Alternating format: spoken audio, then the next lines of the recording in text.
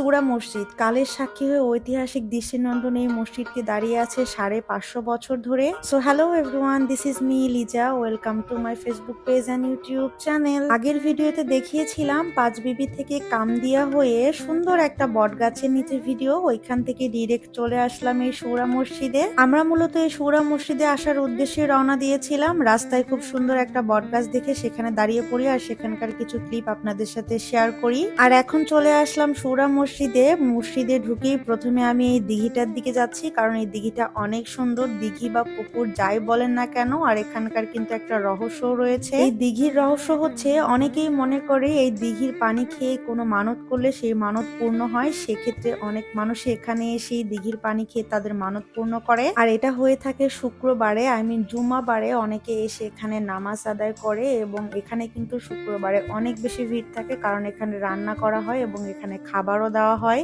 যেটাকে মূলত সিন্নি বলা হয়। তো এই সুরা মসজিদ অবস্থিত দিনাজপুর জেলার ঘোড়াঘাট উপজেলার সুরা নামক এই গ্রামে। এই দিঘিটা অসম্ভব সুন্দর এবং দিঘিটা কিন্তু অনেক বড়। চারপাশে কিন্তু খুব সুন্দর করে গাছও লাগানো আছে। তো আমরা এখন দিঘির পাশ থেকে চলে যাব মসজিদের ভেতরে।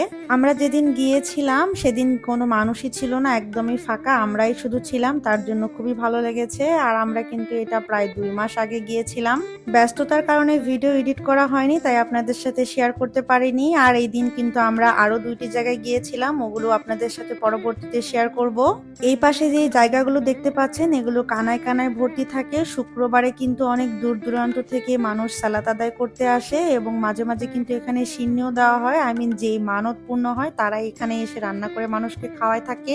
মসজিদে ঢোকার জন্য খুব সুন্দর একটা সিঁড়ি করা আছে, আর এটা হচ্ছে মেইন গেট, মসজিদের প্রবেশ পথ। আর যেহেতু এটা একটি মসজিদ তাই জুতা খুলেই ভিতরে প্রবেশ করতে হবে। আর শুক্রবারের নামাজ আদায় করার জন্য মানুষে একদম ভরপুর হয়ে যায়। এই জায়গাটা একদমই কানায় কানায় ভর্তি থাকে, আর আজকে অনেক ফাঁকা ছিল। মসজিদটা খুব বেশি বড় না হলেও দৃষ্টিনন্দন এবং অনেক সুন্দর এবং অনেক ঐতিহাসিক এই মসজিদটা অনেকেই মনে করে যে এক রাতের মধ্যেই জিনেরা তৈরি করেছে। পোড়ামাটির ফলকে টেরাকোটা সুন্দর ডিজাইন করা এই মসজিদটি আসলেই অনেক বেশি সুন্দর। আর এটা হচ্ছে মেইন গেট, যেখানে তালা লাগানো ছিল। মসজিদের গেটের মধ্যে এমন পর্দার এমন কিছু গামছা টামছা ছিল যেটা দেখতে অত একটা সুন্দর লাগছিল না। আসলে এত সুন্দর দৃষ্টিনন্দন একটা মসজিদের চারপাশে বাঁশ দেওয়া ছিল, যেটা দেখতে খুবই অকওয়ার্ড লাগছিল। কর্তৃপক্ষের উচিত, যেহেতু এটা একটি দৃষ্টিনন্দন মসজিদ, এখানে অনেক দূর দূরান্ত থেকে ভিজিট করতে অনেক মানুষ আসে, সো এটা অনেক সুন্দর করে সাজিয়ে রাখা। এবং এটা আমাদের দেশের কিন্তু একটি ঐতিহাসিক জিনিস।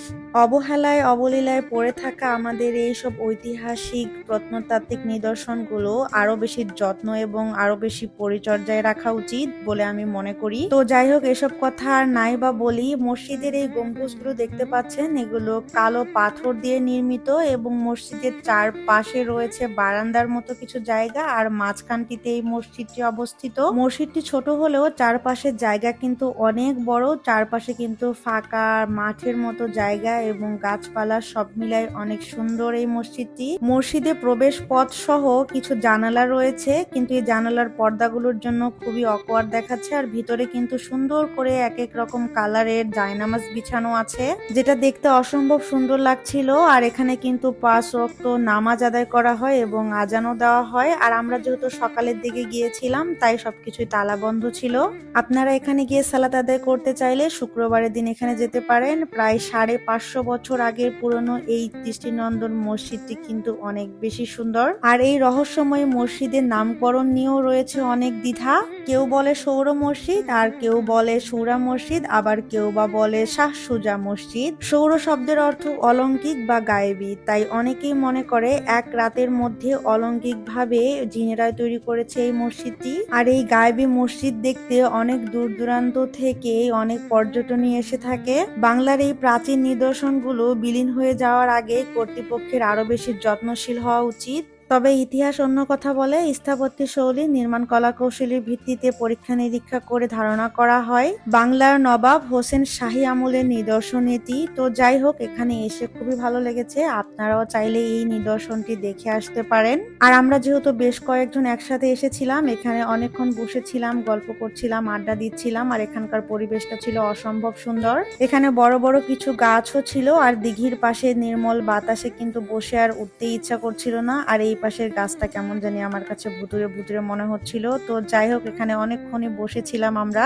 আর এই জায়গাটা কিন্তু একেবারে একটা গ্রামের মতো জায়গা, আশেপাশে কিন্তু ওরকম বাড়িঘর আমি দেখিনি। আর এই পাশে নেটওয়ার্কের যে তারটা, এটা পুকুরের পাশে ছিল, দেখতে অনেক সুন্দর ছিল। আর পুকুরের চারপাশে কিন্তু ঘোরা যায়, ঘুরে ঘুরে আর কি, বাইক নিয়ে বা এমনিতে ঘুরে আসা যায়।